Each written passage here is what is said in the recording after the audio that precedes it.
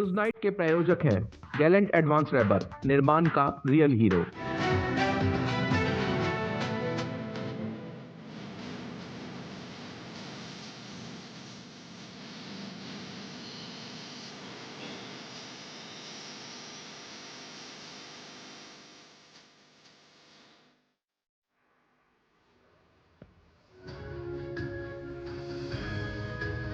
नमस्कार, DG news में आप सभी का स्वागत है। मैं हूं ऋतु वर्मा। न्यूज नाइट में अगले 1 घंटे में बात होगी दिन भर की बड़ी खबरों की। बताएंगे किस तरह देश में वंदे भारत ट्रेन के विस्तार के लिए आज बेहद अहम दिन है, क्योंकि जिस तरह से 3 नई वंदे भारत ट्रेनों को प्रधानमंत्री ने हरी झंडी दिखाई और ये ट्रेनें दक्षिणी राज्यों और मेरठ और लखनऊ के रूट में लोगों के लिए किस तरह से होंगी नई सौगात। तो वही दूसरी तरफ बात होगी सुप्रीम कोर्ट की स्थापना के 75 साल पूरे होने के मौके पर प्रधानमंत्री नरेंद्र मोदी ने कहा कि महिलाओं से जुड़े अपराधों में न्याय जल्द देने की जरूरत है। तो दूसरी तरफ कोलकाता मामले पर न्याय की मांग तेज हुई। कोलकाता से लेकर दिल्ली तक ये मांग हो रही है। साथ ही साथ कोलकाता में एक बार फिर मुख्यमंत्री ममता बनर्जी सड़कों पर प्रदर्शन करती दिखी और जिसको लेकर भारतीय जनता पार्टी ने ममता बनर्जी के इस कदम पर क्यों तंज कसा है ये भी आपको बताएंगे। और आपसे थोड़ी ही देर में प्रधानमंत्री नरेंद्र मोदी दिल्ली के ताज पैलेस में ईटी ग्लोबल हेड्स फोरम में संबोधित करेंगे, उस पर भी होगी हमारी नजर। लेकिन इन सबसे पहले आइए नजर डालते हैं अभी तक की सुर्खियों पर।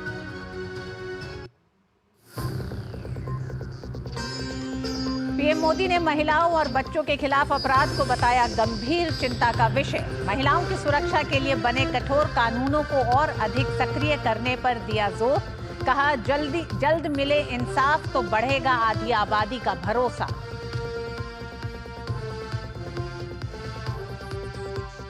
प्रधानमंत्री नरेंद्र मोदी ने जिला न्यायपालिका के राष्ट्रीय सम्मेलन का किया उद्घाटन। जारी किए डाक टिकट और सिक्का। मुख्य न्यायाधीश ने जिला न्यायपालिका को बताया देश की न्याय व्यवस्था की रीढ़।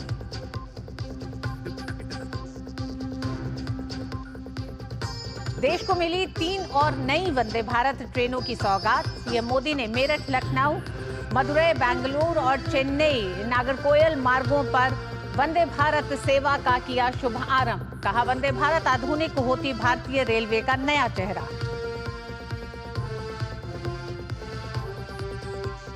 कोलकाता रेप मर्डर मामले में भारी जनाक्रोश के बीच पश्चिम बंगाल के राज्यपाल की दिल्ली में अहम मुलाकातें।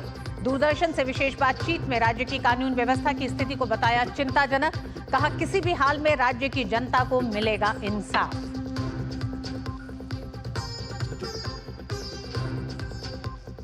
कोलकाता दुष्कर्म और हत्या मामले में इंसाफ की मांग तेज। कोलकाता से लेकर दिल्ली तक डॉक्टरों का विरोध प्रदर्शन। भाजपा का 7 दिवसीय धरना जारी। मांगा ममता बनर्जी का इस्तीफा। बचाव की मुद्रा में TMC.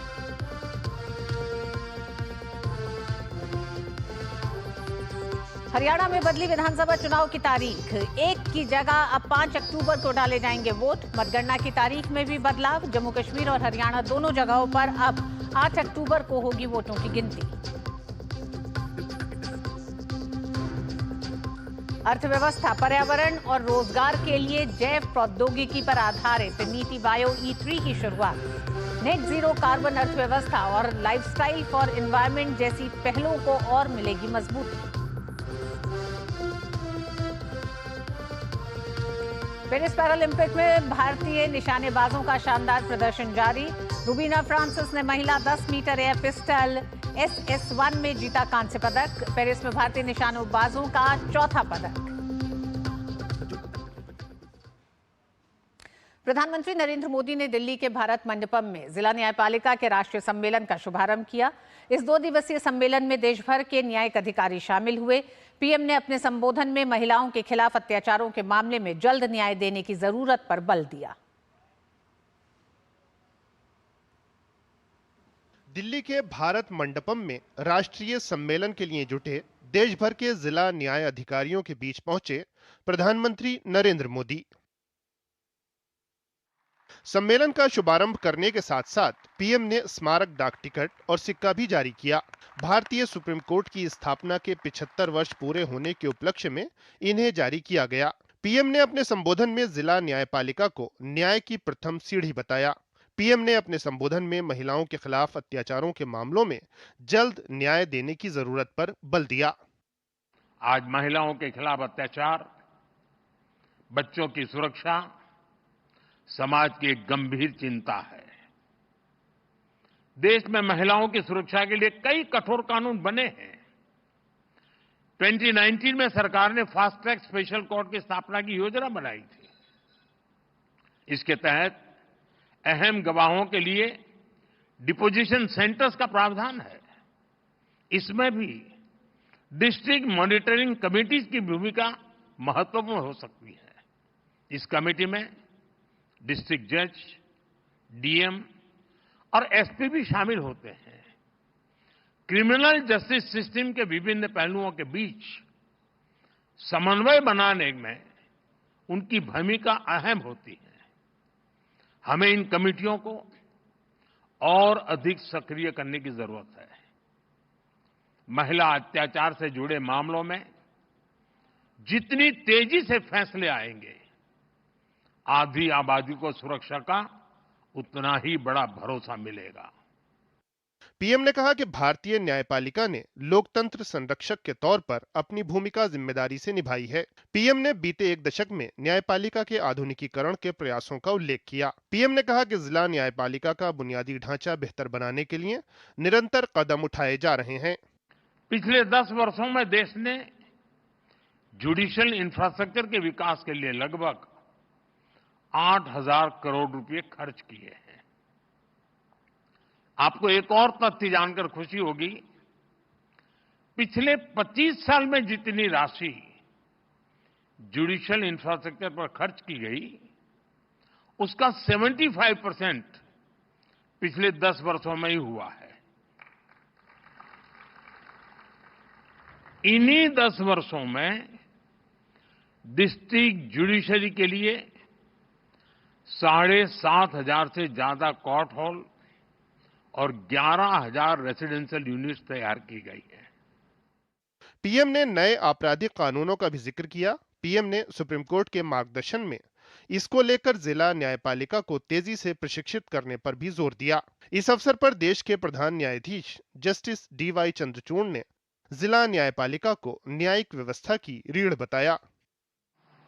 The quality of our work and the conditions in which we provide justice to citizens determines whether they have confidence in us and is a test of our own accountability to society.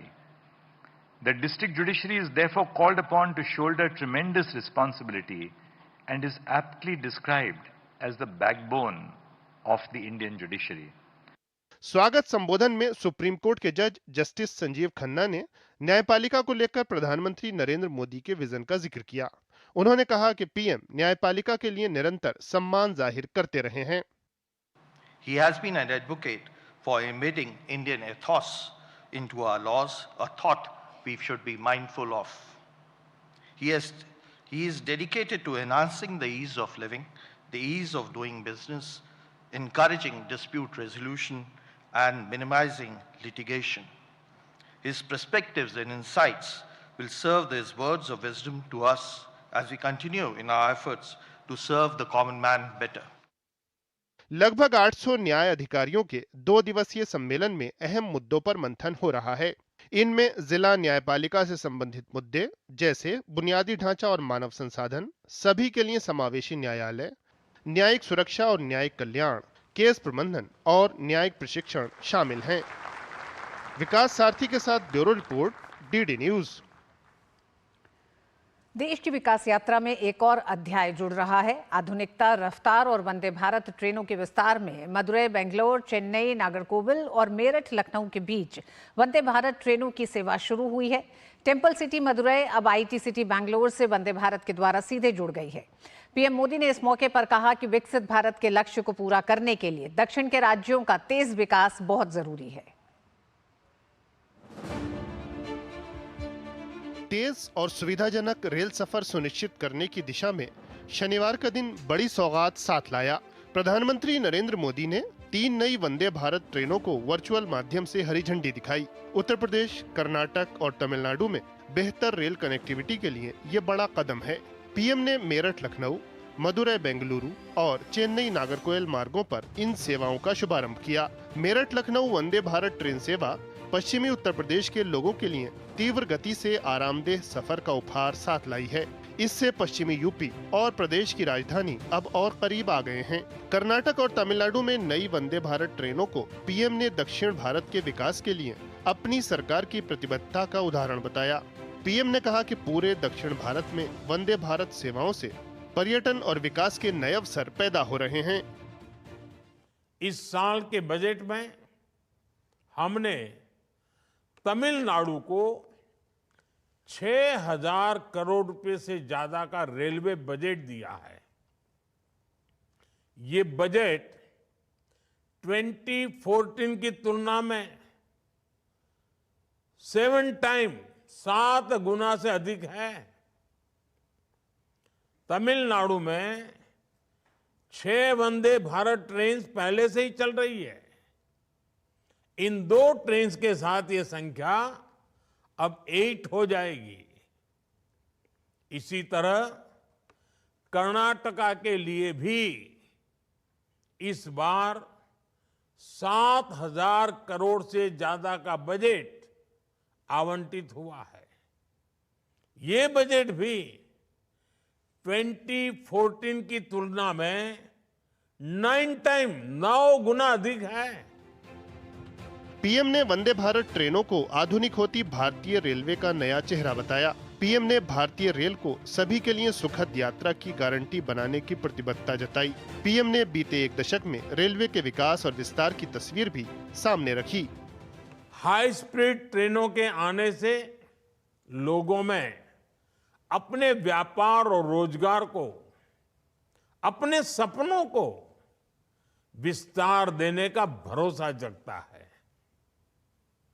आज देश भर में 102 Vande Bharat railway सेवाएं संचालित हो रही हैं। अब तक 3 करोड़ से ज्यादा लोग इन ट्रेनों से यात्रा कर चुके हैं। प्रधानमंत्री ने कहा कि वंदे भारत ट्रेनें प्रमुख शहरों और केंद्रों को एक दूसरे से जोड़ रही हैं। इससे सभी वर्गों को बड़े पैमाने पर लाभ हो रहा है। जिन जगहों तक वंदे भारत एक्सप्रेस की सुविधा पहुंच रही है, वहां पर्यटकों की संख्या बढ़ रही है। पर्यटकों की संख्या बढ़ने का मतलब है वहां कारोबारियों, दुकानदारों की आय में बढ़ोतरी हो रही है। हमारे यहां रोजगार के नए अवसर भी तैयार हो रहे हैं। रेल मंत्री अश्विनी वैष्णव ने अपने संबोधन में रेलवे के विकास और आइए सीधे आपको लिए चलते हैं ताज पैलेस, जहां प्रधानमंत्री नरेंद्र मोदी अब से थोड़ी ही देर में ईटी वर्ल्ड लीडर्स फोरम को संबोधित करेंगे। This is the leader whose vision has propelled India onto the world stage, transforming dreams into a reality. Our Prime Minister, Shri Narendra Modi ji. Welcome, sir. Please join me now in giving a warm welcome to Satyan Gajwani as he extends an esteemed introduction and honors our distinguished Prime Minister. Over to you, Satyan.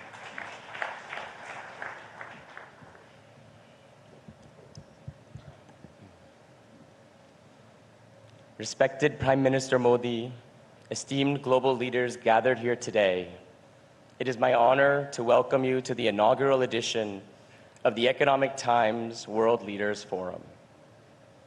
I'm tasked today with the arduous job of introducing you to the world's most famous Indian. He's taught 1 billion people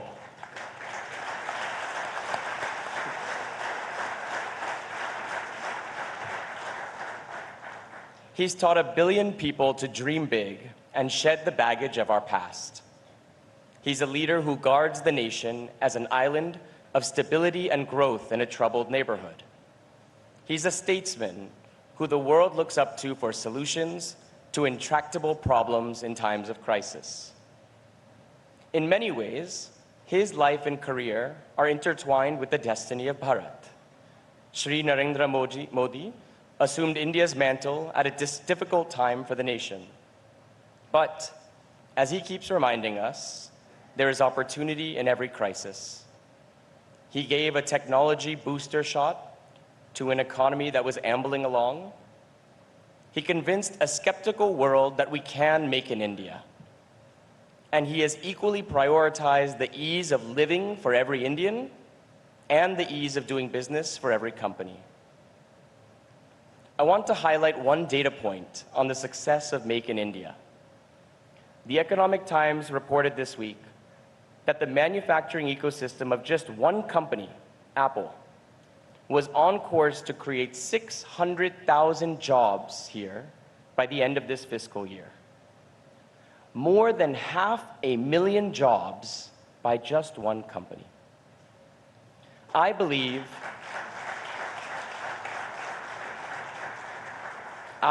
that this is just a demonstration of the potential of Make in India, and that this is just the tip of the iceberg of what is to come. I also want to share a small story about my own life. As some of you may know, I grew up in the United States. I grew up there because my parents moved there 60 years ago. They moved to the US because at that time, the best and brightest of India were taught that their best prospects and opportunities lie outside of India. But today, I see a very different world around me.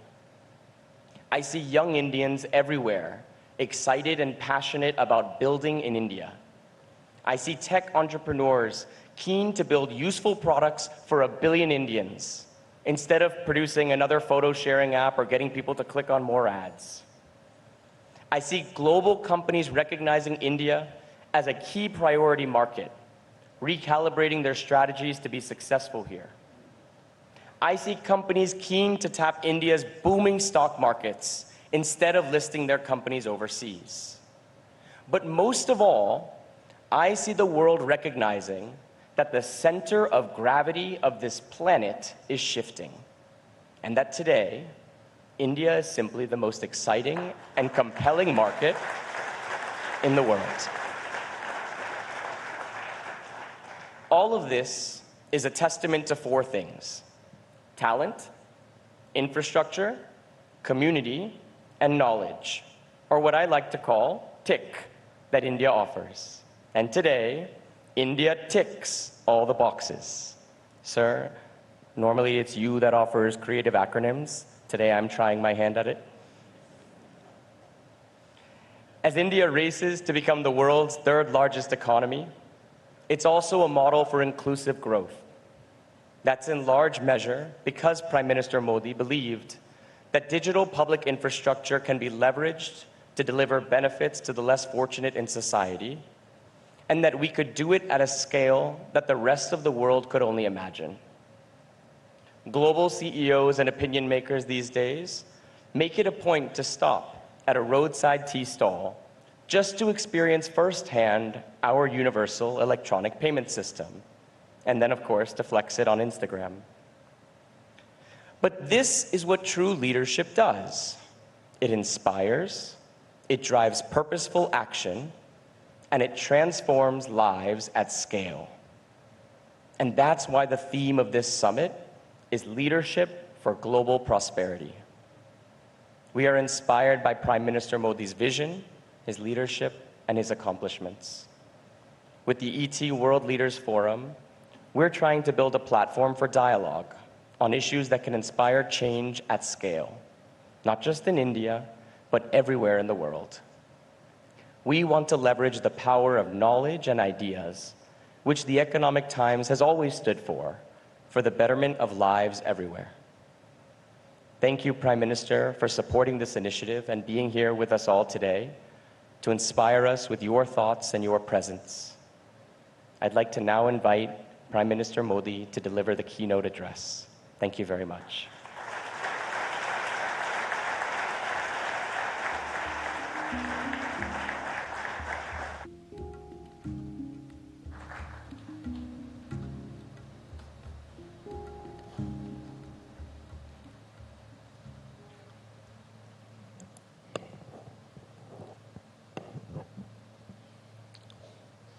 नमस्कार, good evening. ET world leaders forum के इस कार्यक्रम में आना, कई पुराने चेहरे नजर आ रहे हैं, तो अपने आप में एक खुशी की बात है। मुझे विश्वास है कि यहाँ भारत के ब्राइट फ्यूचर को लेकर बेहतरीन संवाद हुए होंगे, और ये संवाद तब हुए जब भारत को लेकर पूरा विश्व एक विश्वास से भरा हुआ है। फ्रेंड्स, भारत आज एक अलग ही सक्सेस स्टोरी लिख रहा है। भारत में हमने रिफॉर्म्स का असर अपनी इकोनॉमी की परफॉर्मेंस में देखा है। यहां तक कि भारत ने कई बार प्रिडिक्शन से भी और अपने पीयर से भी बेटर परफॉर्म किया है। जैसे पिछले 10 सालों में ग्लोबल इकोनॉमी 35% बढ़ी है, लेकिन इन्हीं 10 सालों में हमारी इकोनॉमी करीब करीब 90% बढ़ी है।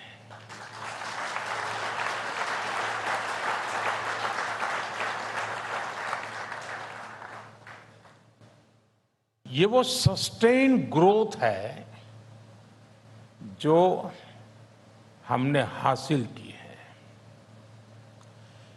ये वो सस्टेन ग्रोथ है जिसका हम वादा करते हैं, और ये वो सस्टेन ग्रोथ है जो आगे भी जारी रहेगा।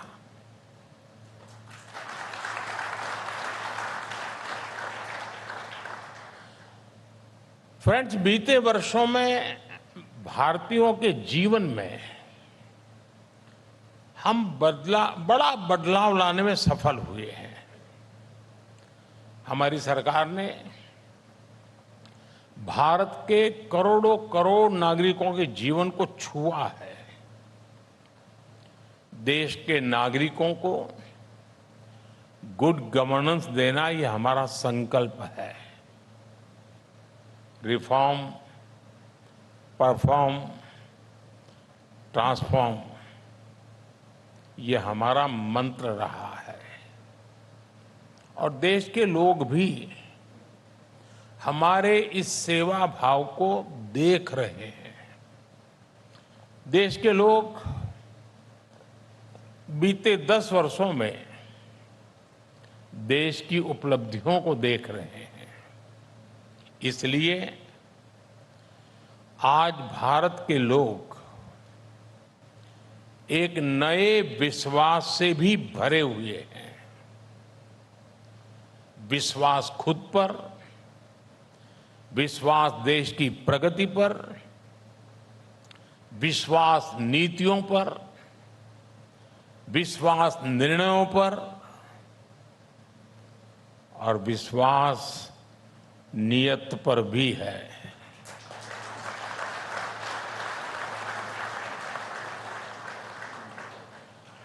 आप दुनिया के दूसरे देशों की स्थितियां देखिए। इस साल दुनिया के कई बड़े देशों में वोटिंग हुई है, इलेक्शन हुए हैं। ज्यादातर जगहों पर लोगों ने चेंज के लिए वोट किए हैं। कई देशों में सरकारों को मुश्किलें आई हैं, लेकिन भारत के नागरिकों ने इस ट्रेंड को एकदम उल्टा जनादेश दिया।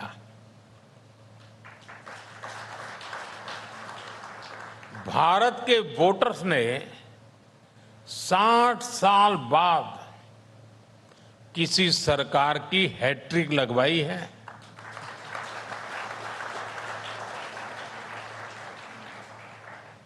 भारत के एस्पिरेशनल यूथ ने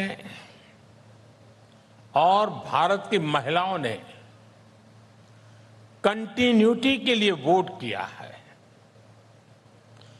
पॉलिटिकल स्टेबिलिटी और इकोनॉमिक ग्रोथ के लिए वोट किया है और इसके लिए मैं देश के लोगों का जितना आभार प्रकट करूं वो कम ही है। साथियों, आज भारत की प्रगति ग्लोबल हेडलाइंस का हिस्सा बन रही है। आंकड़ों का अपना महत्व होता ही है, लेकिन ये देखना भी उतना ही जरूरी है कि आखिरकार कितने लोगों का जीवन बदल रहा है।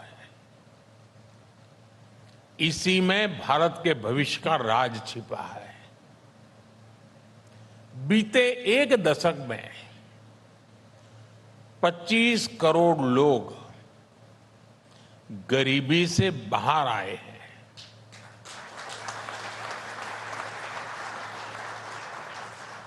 और ये लोग सिर्फ गरीबी से बाहर आए इतना ही नहीं है, उन्होंने एक नियो मिडिल क्लास का निर्माण किया है। ये स्पीड और स्केल हिस्टोरिक है। दुनिया की किसी भी डेमोक्रेटिक सोसाइटी में ऐसा पहले कभी नहीं हुआ। ये भारत में इसलिए हुआ क्योंकि हमने गरीबों के प्रति गवर्नमेंट की अप्रोच बदली। गरीबों में भी एस्पिरेशंस तो थी ही। फाइटिंग स्पिरिट तो हमसे भी ज्यादा होती है, लेकिन उनके रास्ते में बहुत सी बाधाएं भी थी। जैसे उनके पास बैंक अकाउंट नहीं थे, बेसिक सुविधाएं नहीं थी, और ऐसी स्थितियों में हमने गरीबों को एम्पावर करने का रास्ता चुना। हमने उनके रास्ते से बाधाएं हटाई और हम कंधे से कंधा मिलाकर के उनके साथ खड़े हुए। और देखिए कितना कुछ बदल गया। जिन लोगों के पास दशकों तक बैंक अकाउंट नहीं थे, वो आज अपने अकाउंट से डिजिटल ट्रांजैक्शन कर रहे हैं।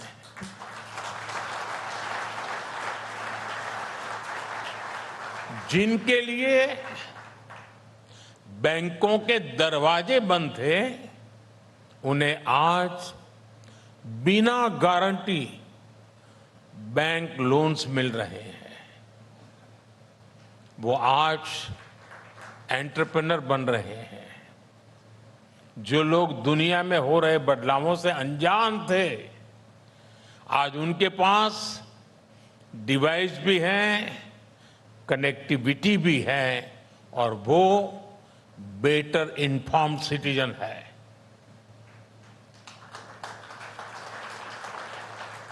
जो गरीबी के संघर्ष से बाहर निकल रहे हैं, उनके भीतर तरक्की की भूख है। वो अपने बच्चों को एक सुनहरा भविष्य देना चाहते हैं। उनकी एस्पिरेशंस नए इंफ्रास्ट्रक्चर का निर्माण कर रही है। उनकी क्रिएटिविटी इनोवेशन का रास्ता बना रही है। उनकी स्किल से इंडस्ट्री का रुख बन रहा है और उनकी नीड से मार्केट की दिशा बन रही है। उनकी इनकम ग्रोथ मार्केट में डिमांड को बढ़ावा दे रही है। भारत का ये नियो मिडिल क्लास देश की प्रगति की सबसे बड़ी शक्ति साबित हो रहा है। साथियों, जब चुनाव के नतीजे आए थे तो मैंने कहा था कि थर्ड टर्म में हमारी सरकार 3 गुना तेजी से काम करेगी। मैं आपको विश्वास दिलाता हूं, इरादे अब और मजबूत है।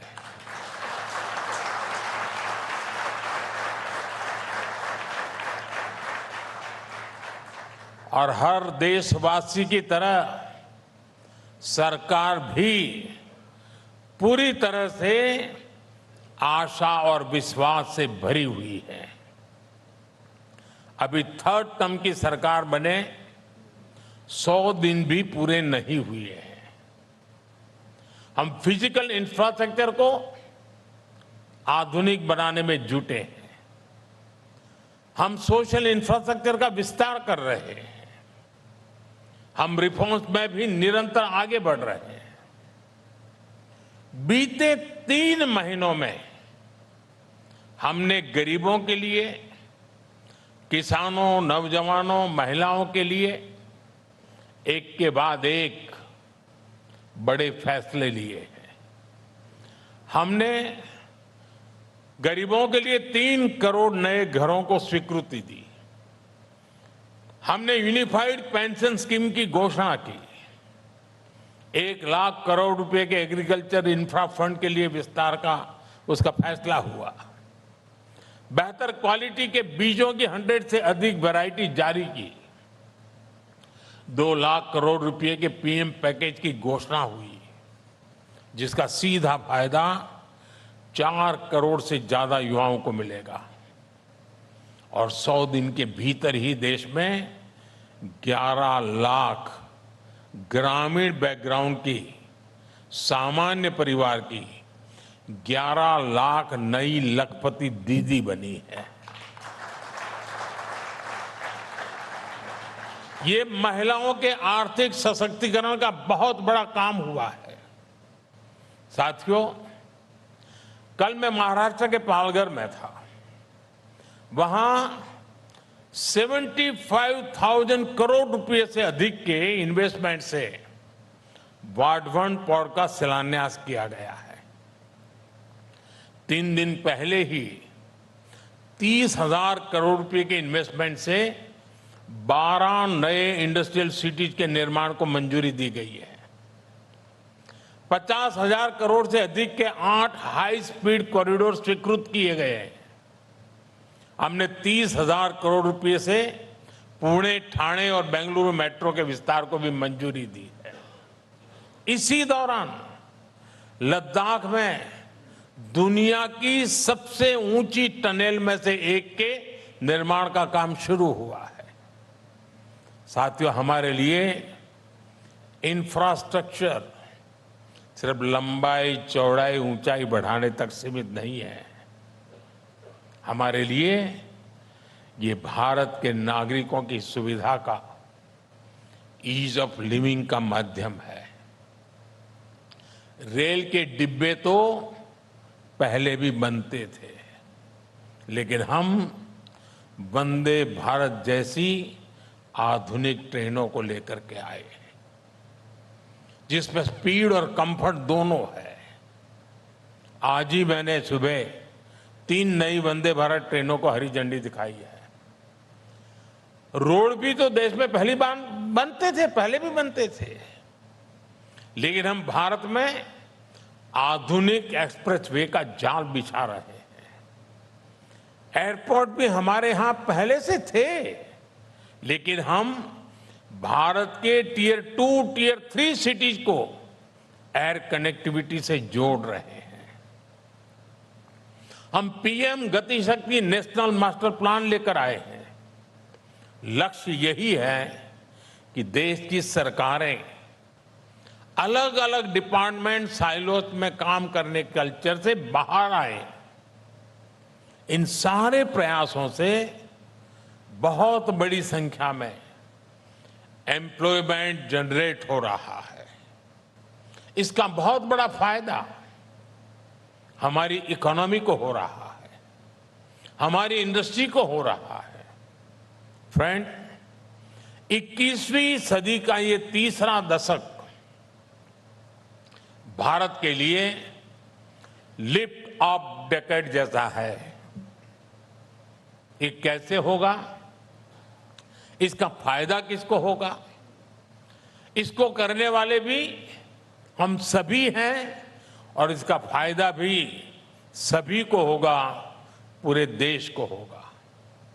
आज जब यहां भारत की इकोनॉमी से जुड़े आप सभी स्टेक होल्डर्स हैं, प्राइवेट सेक्टर से जुड़े साथी हैं, मैं उन पिलर्स की चर्चा जरूर करना चाहूंगा जो विकसित भारत के निर्माण को गति देने वाले हैं।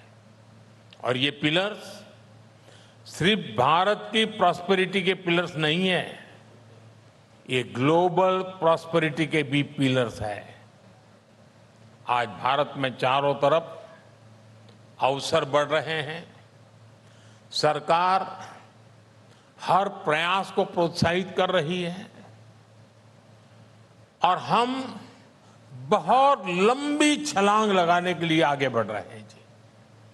इसलिए हम एक लॉन्ग टर्म विजन पर भी काम कर रहे हैं। साथियों, भारत को ग्लोबल मैन्युफैक्चरिंग हब बनाना हर भारतीय की एस्पिरेशंस है और दुनिया की भारत से एक्सपेक्टेशन भी है। आज आप देखिए, इसके लिए देश में एक रिवॉल्यूशन जैसा चल रहा है। आज देश में एमएसएमईज को जितना सपोर्ट मिल रहा है उतना पहले कभी नहीं हुआ। आज शहरों में plug and play industrial parks बनाए जा रहे हैं, इकोनॉमिक कॉरिडोर्स बनाए जा रहे हैं, क्रिटिकल मिनरल्स के प्रोडक्शन को बढ़ावा दिया जा रहा है। भारत में पीएलआई स्कीम्स ने जो सफलता हासिल की है वो तो अभूतपूर्व है।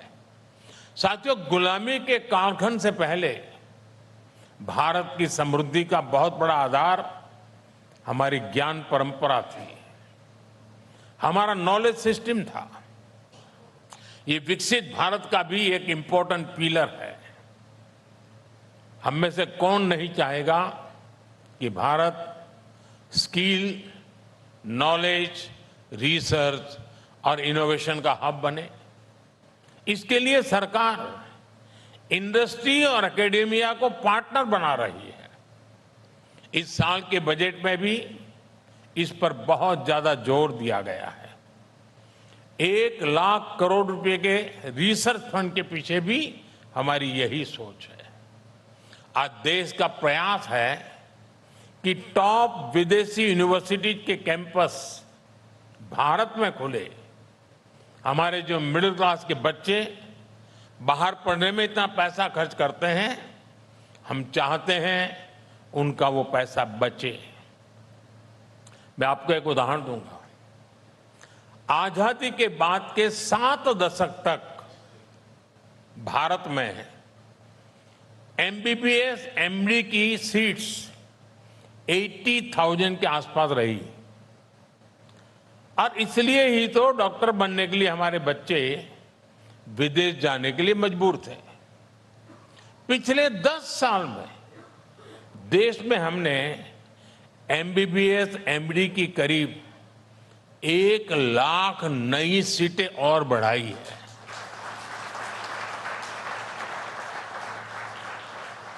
आज देश में एमबीबीएस, एमडी की 1,80,000 से ज्यादा सीटें हो गई है। और मैंने इस बार अभी 15 अगस्त को लाल किले से ऐलान किया है, अगले 5 साल में भारत में मेडिकल लाइन में 75,000 नई सीटें और जोड़ी जाएगी। वो दिन दूर नहीं जब भारत दुनिया में हेल्थ एंड वेलनेस का बहुत बड़ा अहम सेंटर बनेगा। साथियों, आज भारत की एक और बड़ी एम्बिशन है। ये एम्बिशन देश को ग्लोबल फूड बास्केट बनाने की है।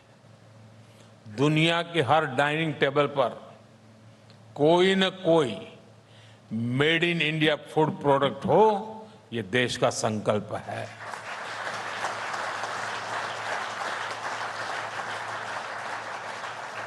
इस संकल्प की सिद्धि के लिए हम कई सारे काम एक साथ कर रहे हैं। आज ऑर्गेनिक फार्मिंग, नेचुरल फार्मिंग पर जोर दिया जा रहा है। हमारे डेयरी प्रोडक्ट्स, हमारे सी फूड, इनकी क्वालिटी पर जोर है। आपने देखा है पिछले साल पूरे विश्व ने इंटरनेशनल मिलेट ईयर मनाया। किसकी पहल पर? भारत की पहल पर हुआ। दुनिया में मिलेट्स का सबसे बड़ा प्रोड्यूसर कौन है? हिंदुस्तान है। और ये मिलेट्स सुपर फूड है। ये प्रकृति के लिए भी अच्छे हैं, प्रगति के लिए भी अच्छे हैं। मुझे खुशी है कि आज भारत दुनिया के टॉप फूड ब्रांड्स में जगह बना रहा है। साथियों, विकसित भारत का एक और मजबूत पिलर ग्रीन एनर्जी का सेक्टर होने वाला है। आपने G20 में भारत की सफलता देखी है। भारत के ग्रीन हाइड्रोजन इनिशिएटिव को सभी देशों ने सपोर्ट किया। भारत ने तय किया है कि 2030 तक 5 मिलियन टन ग्रीन हाइड्रोजन पैदा करने की कैपेसिटी डेवलप की जाएगी। भारत का लक्ष्य 2030 तक 500 गीगावाट रिन्यूएबल एनर्जी जनरेट करने का है। साथियों, बीते वर्षों में टेक्नोलॉजी ने हमारे ग्रोथ को गति दी है। अब टेक्नोलॉजी के साथ साथ टूरिज्म भी भारत की ग्रोथ का एक स्ट्रांग पिलर बनेगा। दुनिया भर के टूरिस्ट के लिए, हर सेगमेंट के टूरिस्ट के लिए भारत टॉप डेस्टिनेशन हो, ये प्रयास आज देश कर रहा है। आज भारत में ऐतिहासिक और सांस्कृतिक केंद्रों को भव्य और दिव्य बनाया जा रहा है। हमारे जो बीचेज हैं, छोटे छोटे आइलैंड्स हैं, उनको डेवलप किया जा रहा है। और इस समय तो देश में एक यूनिक अभियान भी चल रहा है, देखो अपना देश। देखो अपना देश, पीपल्स चॉइस। इसमें भारत के पॉपुलर टूरिस्ट डेस्टिनेशन की लिस्ट बनाने के लिए वोटिंग कराई जा रही है। नागरिक वोट कर रहे हैं।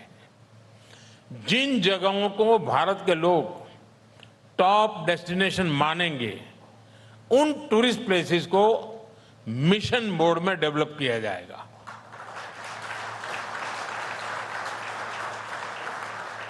और इससे भी बड़ी संख्या में एम्प्लॉयमेंट जनरेट होगा। साथियों, आज हमारा देश परिवर्तन में सबकी भागीदारी पर जोर दे रहा है।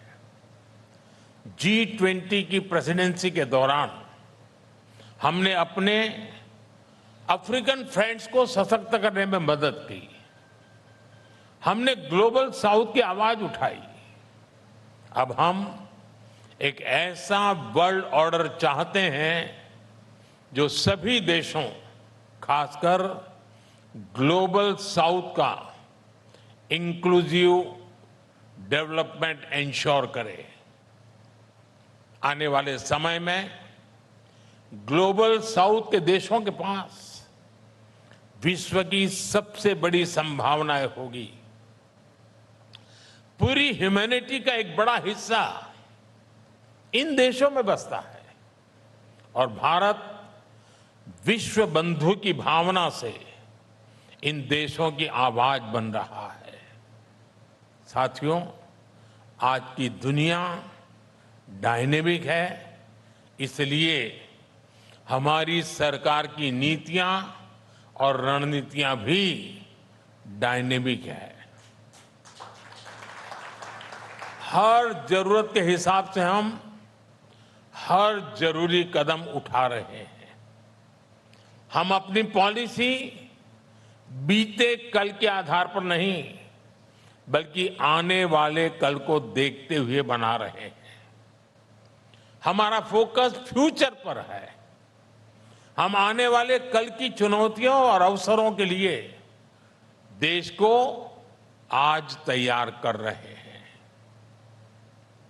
ग्रीन हाइड्रोजन मिशन हो, क्वांटम मिशन हो, सेमीकंडक्टर मिशन हो, डीप ओशन मिशन हो, इन पर भारत अभी काम कर रहा है।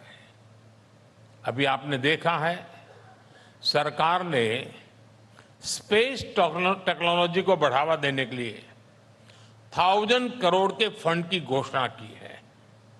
आज का भारत अवसरों की धरती है।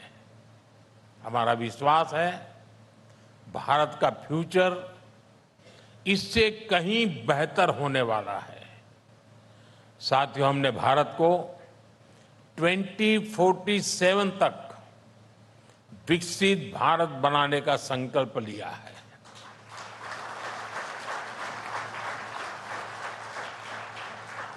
हम जानते हैं आप भी देश की इस यात्रा में बढ़ चढ़ करके हिस्सा लेना चाहते हैं। हम चाहते हैं भारत में ज्यादा से ज्यादा कंपनियां ग्लोबल ब्रांड बने। हम चाहते हैं भारत दुनिया के हर सेक्टर में लीडर बने। हमारा वादा है, हम फैसिलिटेट करेंगे। आप वादा करिए, आप इनोवेट करेंगे।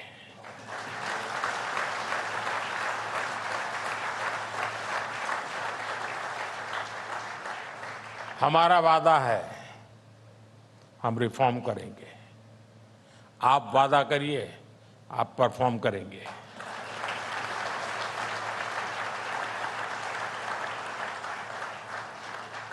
हमारा वादा है, हम स्टेबल पॉलिसी रिजिम देंगे। आप वादा करिए, आप पॉजिटिव डिसरप्शन करेंगे। हमारा वादा है, हम हाई ग्रोथ पर ध्यान देंगे। आप वादा करिए, आप हाई क्वालिटी पर ध्यान देंगे। बड़ा सोचिए, देश के लिए सफलता की बहुत सी गाथाएं हमें मिलकर के लिखनी है। आज का भारत दुनिया में संभावनाओं की सबसे बड़ी धरती है। आज का भारत वेल्थ क्रिएटर्स का सम्मान करता है। एक मजबूत भारत पूरी मानवता का बहुत बड़ा विकास कर सकता है। एक समृद्ध भारत पूरे विश्व की समृद्धि का रास्ता बना सकता है। हमें इनोवेशन, इंक्लूजन और इंटरनेशनल कोऑपरेशन के मंत्र याद रखने हैं। मैं देश और देश के बाहर रहने वाले हर भारतीय से कहूंगा, भारत के हर सामर्थ्य से कहूंगा, आइए इस यात्रा में हम सब मिलकर के एक साथ चलें। आइए भारत को विकसित बनाएं, क्योंकि भारत की समृद्धि में ही दुनिया की समृद्धि है। और मुझे विश्वास है हम ये लक्ष्य हासिल कर सकते हैं। और इसी विश्वास के साथ मैं आप सबका हृदय से बहुत बहुत आभार व्यक्त करता हूं। धन्यवाद।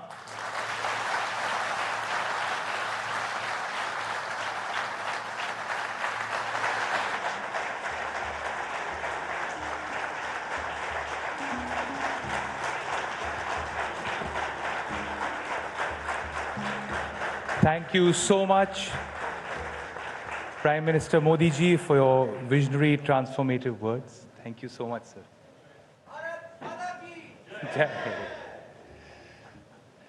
Thank you, sir, for your message today. और ईटी वर्ल्ड लीडर्स फोरम को संबोधित करते हुए प्रधानमंत्री नरेंद्र मोदी ने कहा कि किस तरह से उन्होंने बोला कि इस मंच पर भारत के भविष्य के लिए यहाँ गंभीर चर्चा हुई।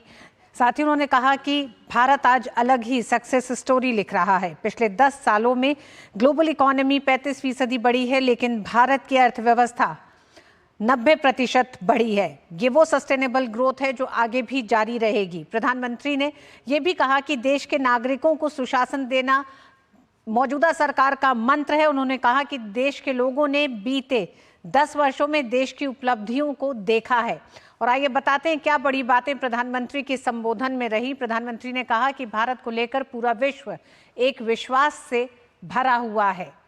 प्रधानमंत्री ने इस मंच से कहा कि किस तरह से भारत को लेकर भारत की सफलता की एक अलग गाथा लिख रहा है भारत इस समय। भारत ने कई बार अनुमानों से बेहतर प्रदर्शन किया है।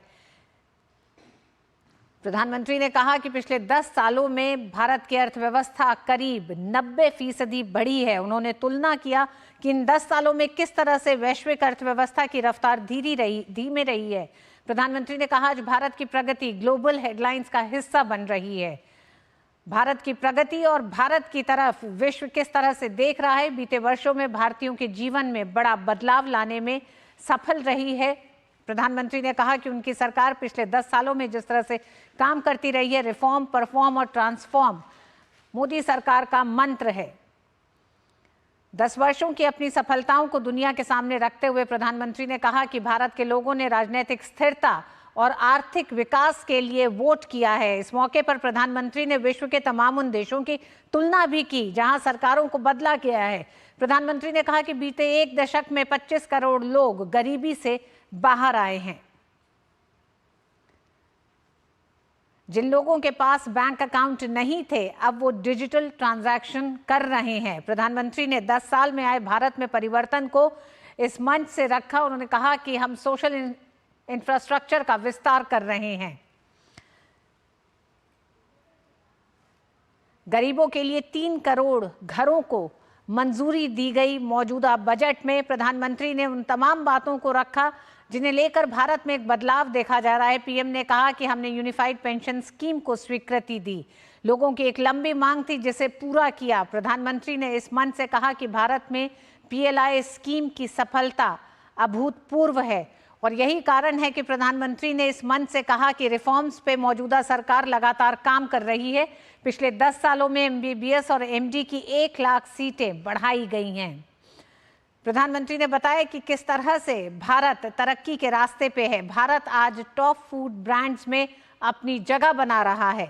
भारत ने अपनी उस सोच को बदला है जिस सोच के साथ अब भारत विश्व की तमाम मंचों पर एक तरह से प्रतिस्पर्धा कर रहा है। 2030 तक भारत का 500 गीगावाट गैर जीवाश्म ऊर्जा का लक्ष्य है। उस लक्ष्य को हासिल करने के लिए भारत ने तमाम देशों के साथ समझौते किए, कई ऐसे मंच तैयार किए हैं। आने वाले समय में ग्लोबल साउथ देशों में विकास की सबसे अधिक संभावना है। ग्लोबल साउथ को लेकर भारत एक ऐसा देश है जिसने अपनी आवाज बुलंद की है। भारत का भविष्य इससे कहीं बेहतर होने वाला है। प्रधानमंत्री ने इस मंच से कहा ये मंच बेहद अहम हो जाता है क्योंकि ये ग्लोबल लीडर्स फोरम है। 2047 तक भारत को विकसित बनाने का संकल्प लिया है मौजूदा सरकार ने। प्रधानमंत्री नरेंद्र मोदी ने कहा कि हमारा वादा है कि हम फैसिलिटेट करेंगे, आप वादा करो, इनोवेट करोगे। प्रधानमंत्री ने इस मंच से सरकार क्या क्या करने जा रही है उसका जिक्र किया, तो वहीं दूसरे हाथ उन्होंने कहा कि किस तरह से इंडस्ट्रियलिस्ट और ग्लोबल लीडर्स से उन्होंने एक तरह से जो वादा लिया। उन्होंने कहा आज का भारत संभावनाओं की सबसे बड़ी धरती है और यही कारण है कि विश्व भारत को आज बहुत उम्मीद से देखता है। तमाम ऐसे क्षेत्र हैं जिसमें भारत प्रगति कर रहा है, तरक्की कर रहा है। स्किलिंग एक ऐसा क्षेत्र है जिसे लेकर मौजूदा बजट में कई बड़े प्रावधान किए गए हैं जिनका असर आने वाले समय में दिखाई देगा। तो ये वो तमाम ऐसे मुद्दे थे जिन पर प्रधानमंत्री ने इस मंच से बोला। पीएम ने कहा कि भारत को ग्लोबल मैन्युफैक्चरिंग हब बनाना सबकी इच्छा है। इस दिशा में कई मोर्चों पर तेजी से काम हो रहा है। तो प्रधानमंत्री ने इस मंच से भारत की उस इकोनॉमिक ग्रोथ को, सोशल ग्रोथ को विश्व के सामने रखा, ग्लोबल लीडर्स के सामने रखा है। और आइए अंत में बताते हैं आपको, पेरिस पैरालंपिक में भारतीय खिलाड़ियों का शानदार प्रदर्शन जारी है। प्रतियोगिता के तीसरे दिन भारत ने निशानेबाजी से एक और पदक हासिल किया है। भारतीय निशानेबाज रूबीना फ्रांसिस ने 10 मीटर एयर पिस्टल SH1 में कांस्य पदक हासिल किया। उन्होंने 211.1 अंक हासिल किए हैं। पेरिस पैरालंपिक में भारतीय दल का ये 5वां पदक है। रूबीना ने इससे पहले टोक्यो पैरालंपिक में 7वां स्थान हासिल किया था, जबकि पैरा एशियन गेम्स में कांस्य पदक हासिल किया था। तो पैरालंपियंस की इस सक्सेस स्टोरी और उनको ढेरों बधाई के साथ न्यूज नाइट में आज बस इतना ही। मुझे दीजिए अनुमति। DD न्यूज पे खबरें जारी रहेंगी। नमस्कार।